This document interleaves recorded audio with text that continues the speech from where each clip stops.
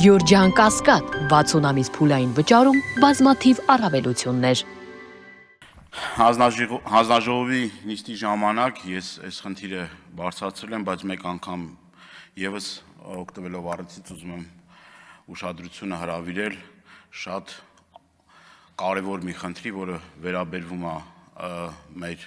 հանրապետության տարբեր մարզերում եւ հատկապես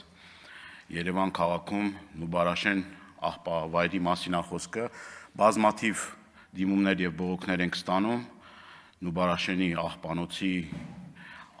աղբանոցը այրելու հետևանքով մեր քաղաքացիների հասցված վնասի մասին, ես դրա մասին ասել եմ հանձնաժողովի նիստի ժամանակ, մեկ անգամ եւս ասում եմ, մեկ անգամ եւս կրկնում եմ եւ հորդորում եմ, որ օր առաջ պետք է այդ աղբավայրը փակվի,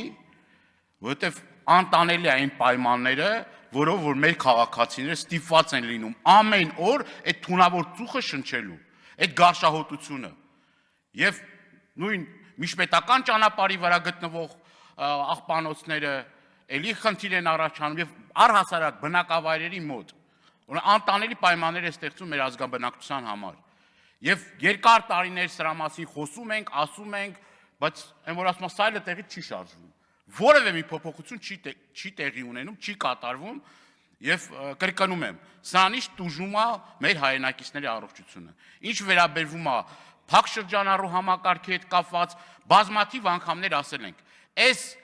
օրենքը, որը որ ընդունվել է ազգային ժողովում, սա հարվածելու է ձկնաբուծությանը,